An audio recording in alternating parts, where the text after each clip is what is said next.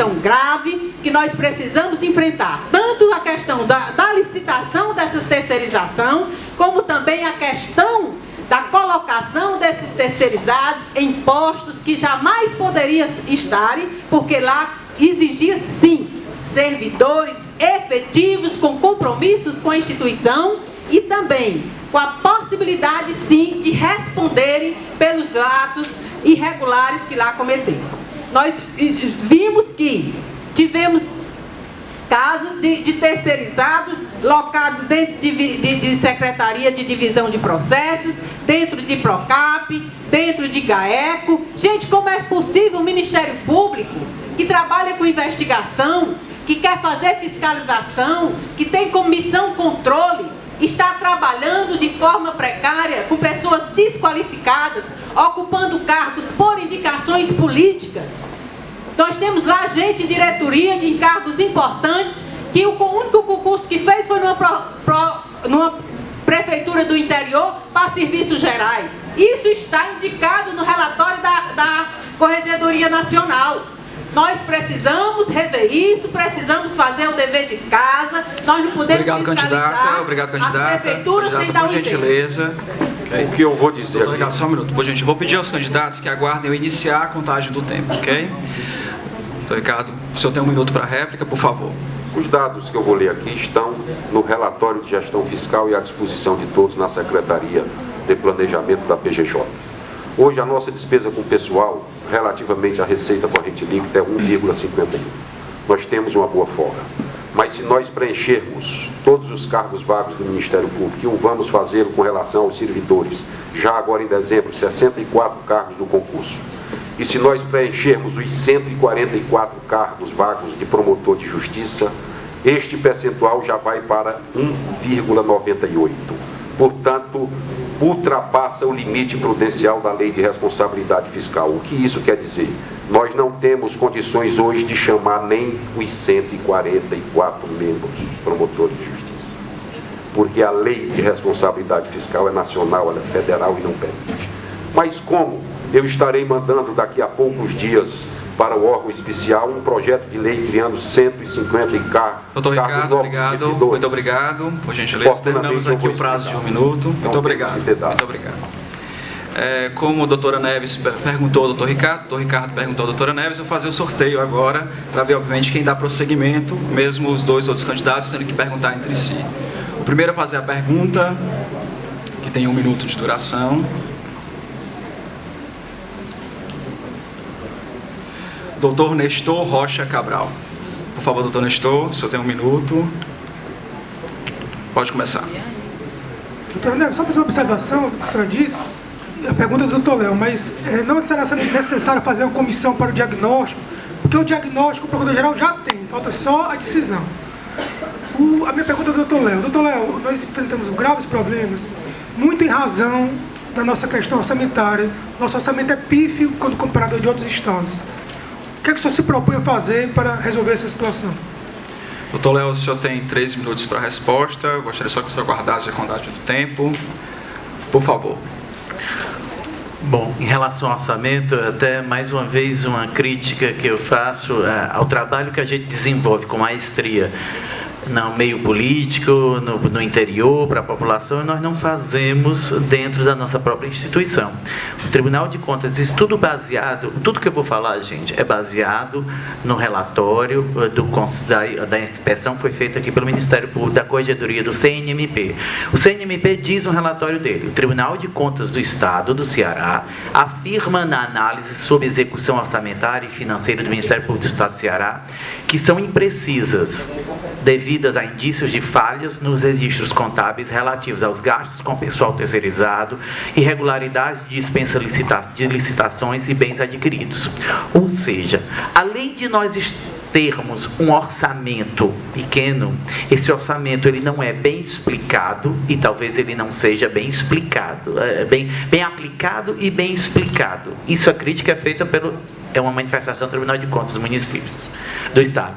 Então o que é que eu quero dizer? Nós temos que ter lutas. nós precisamos do fundo de reaparelhamento do Ministério Público. Nós tínhamos uma percentagem no FEMOJU, como FEMOJU, que era da associação. Quando a associação renunciou, com muita razão, que não caberia uma entidade de classe, nós não veio para o Ministério Público. A Defensoria tem, o Poder Judiciário tem. E nós, que somos, fazemos parte da Justiça, nós não temos. Então, um fundo de reaparelhamento é importantíssimo. Depois, negociar com o Estado o aumento do nosso duodécimo. Isso é fundamental. Negociar como? A gente precisa de apoio político para isso? Não, gente. O trabalho do Ministério Público é que é o reconhecimento. Nós vamos mostrar ao Estado que o Estado, leia-se o Executivo e o Legislativo, que é quem decide mesmo isso, é que o Ministério Público é um parceiro em todos os atos de gestão do Estado. Quando eu digo parceiro, eu não digo que nós seremos coniventes nem subservientes, mas nós podemos ter um fundo de reaparelhamento, podemos aumentar a nossa participação no nosso duodécimo e, além do mais, aplicar. Todo mundo sabe, todo mundo aqui é dono de casa. A gente pode viver muito bem com R$2.000 ou muito mal com R$2.000. A diferença entre a riqueza e a pobreza é as suas necessidades e como você aplica esse dinheiro. Então, assim, nós com boas pessoas, uma gestão acompanhada de bons assessores, honestos, responsáveis. No Ministério Público nós temos colegas capazes de auxiliarem e fazer essa comida. Sozinho eu não sou capaz, mas eu tenho certeza que serei bem acompanhado dos colegas para a gente conseguir fazer, e com profissionais da área da contabilidade. Obrigado, candidato. Doutor Nestor, o senhor tem 1 minuto para a réplica, por gentileza. Agora. Bom, eu acho que realmente o primeiro passo é tratar com as outras instituições, com os outros poderes, a razão pela qual o Ceará tem o 7º pior orçamento do Nordeste, em termos de percentuais da receita corrente líquida. É algo que não há explicação. A arrecadação do Estado está crescendo e o nosso orçamento não melhora, pelo menos não em termos significativos. Outro ponto essencial, segundo os estudos da própria Procuradoria-Geral de Justiça, estou com eles aqui em mãos, o estado do Ceará é o único estado que não tem fundo de manutenção do Ministério Público, fundo de aparelhamento do Ministério Público. Isso tem que ser enfrentado de forma definitiva. A taxa judiciária, esse percentual que nós não podemos abdicar, é apenas uma das receitas deste fundo. Por que o fundo até hoje não foi criado para ter inclusive outras fontes de receita? Essa discussão tem que ser enfrentada. Obrigado, doutor Nestor. Doutor Léo, o senhor tem 1 minuto para fazer a pergunta para o candidato Nestor. Por gentileza, só 1 minuto. Por favor. Doutor Nestor, baseado nesse mesmo relatório do CNMP, da inspeção, o CNMP fez as seguintes críticas ao Ministério Público Estadual, que todos os procedimentos administrativos afins do Ministério Público, nós temos excesso de prazo e acúmulo de atribuições em áreas muito diversas, finalísticas e administrativas no mesmo setor. A gente pode ver aqui que são dados, a assessoria de controle de constitucionalidade, dos 112 processos que foram fiscalizados, foram observados, dos 112, 81 estavam paralisados há mais de 12 meses e 6 há mais de 6 meses, ou seja, dos 112, 97 eram paralisados há mais de 6 meses ou mais de 1 ano. Na assessoria administrativa, direta do Procurador-Geral, de 30 procedimentos, 12 estavam parados há mais de 15 a mais de 6 meses e 3 a mais de 12 meses. E no mês de janeiro, fevereiro e março, nenhum processo despachado pela assessoria de constitucionalidade. Então, como é que o senhor resolve essa mobilidade? Por favor. Candidato, só tem 3 minutos para a resposta. Só 1 minuto, por gentileza. Obrigado. Bom, esse diagnóstico do Conselho Nacional do Ministério Público é grave. E me parece que esse é um problema que tem várias razões. Primeiro, um grave déficit de pessoal, que não é apenas das assessorias, mas de todas as instituições, de todos os órgãos do Ministério Público, melhor dizendo. Eu tenho como proposta dotar todos os órgãos de execução, e assim também os demais órgãos auxiliares, as assessorias, as coordenações, as diretorias, do pessoal necessário para isso. É certo que há os limites da responsabilidade fiscal que têm que ser observados. Mas hoje, e já não é de agora, nós estamos muito aquém de atingir esse limite. Se hoje o legislador olhasse para o Ministério Público do Ceará e visse reclamação quanto ao nosso percentual, nosso limite de 2%, diria, puxa, mas vocês não usam nem o 2%, estão muito longe disso, e assim já vemos há algum tempo. Há também a necessidade que as assessorias tenham uma coordenação do Procurador-Geral. Em muitos casos, eu tenho vislumbrado isso, que não há vontade de decidir. Isso tem que ser discutido e refletido. Nós mesmos somos vítimas disso. Eu, quanto membro da diretoria que fui na última gestão, formulei vários requerimentos que não eram decididos, mesmo de matérias que já haviam pronunciamentos antecedentes, que bastava copiar e colar para resolver. Então, eu acho que isso tem que ser objeto de reflexão. Será que o problema é só a demanda de trabalho, ou também se falta vontade de decidir? Isso tem que ser enfrentado. Obrigado, candidato. Doutor Léo, o senhor tem 1 minuto para réplica. Por gentileza. Bom, sobre isso, essa paralisação, nós temos casos emblemáticos. Nós temos assim, um pedido de intervenção do município de Fortaleza, que consta nesse relatório, paralisado até agora, em junho de 2012, estava paralisado, nunca despachado, desde 12 de janeiro de 2012. Nós temos um mandato de segurança para afastar a suposta ilegalidade ocorrida num processo licitatório, que foi paralisado de 24 de novembro de 2011 a 15 de abril de 2013, 1 ano e meio. Nós temos também um procedimento 6555/2012, dígito 6, pedido de providências do CNJ para fraude em licitação em concurso público para apurar, que está aguardando um despacho desde 7 de julho de 2012. Então nós precisamos, gente, descentralizar. Precisamos de 2 subprocuradorias, um subprocurador administrativo e um subprocurador judicial, que possa auxiliar, cabendo ao procurador-geral, que seja responsável pela área institucional, lutar por essas conquistas institucionais. Obrigado, candidato. Muito obrigado. Gente, nós estamos encerrando o segundo bloco e vamos seguir agora para assistência perguntando ao candidato. Como eu havia dito no início do processo, obviamente as perguntas que valem são somente essas que constam aqui, junto ao encerramento do segundo bloco. Eu vou sortear a pergunta e o candidato que irá respondê-la. Ok?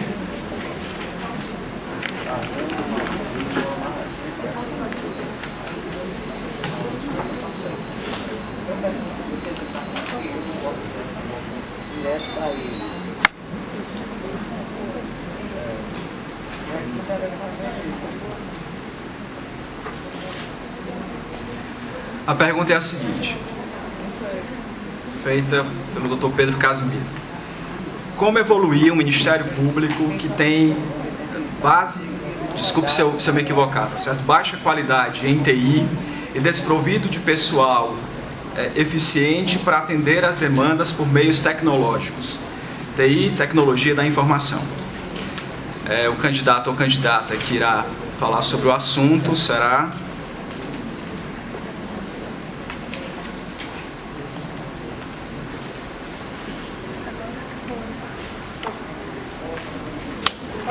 Lembrando que cada candidato tem 3 minutos para responder ao questionamento.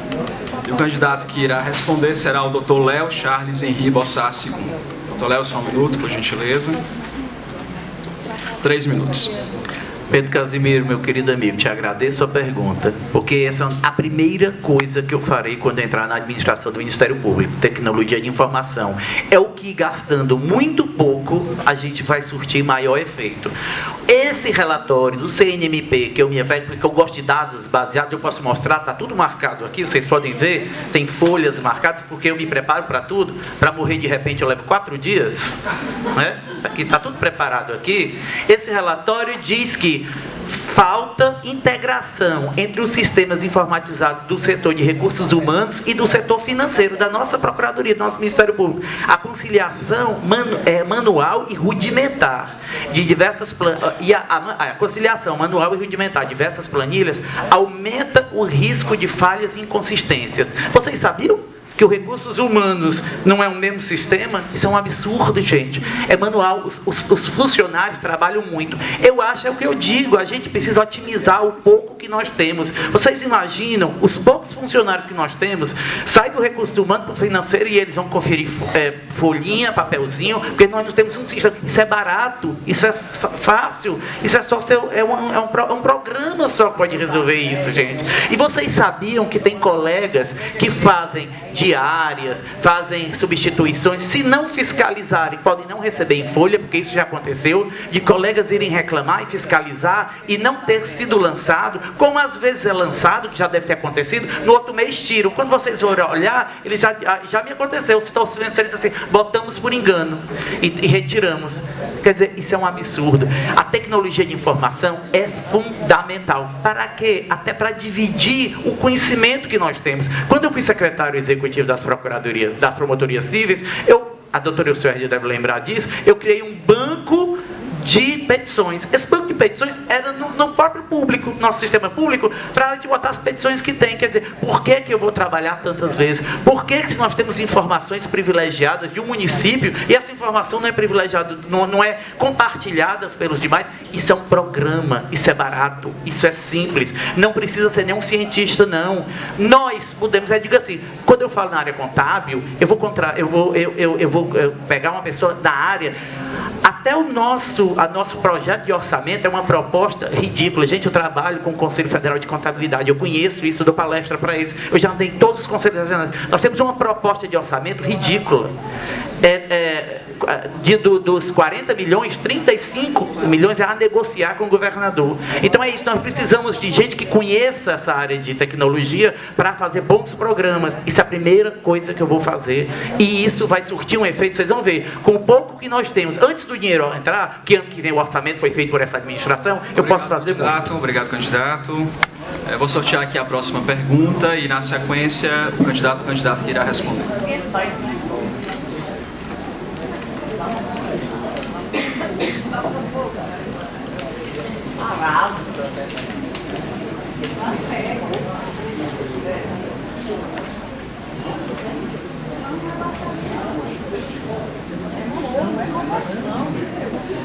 Ok, a pergunta foi feita pelo Dr. Evilásio Alexandre. A pergunta é a seguinte: que ação efetiva será feita junto aos governantes para isentar de impostos ou taxas a blindagem de veículos para membros do Ministério Público? Há uma observação aqui na pergunta, não é uma mordomia, mas diante da ousadia do crime organizado e a violência social, torna-se uma urgente necessidade. O candidato ou candidata que irá responder será...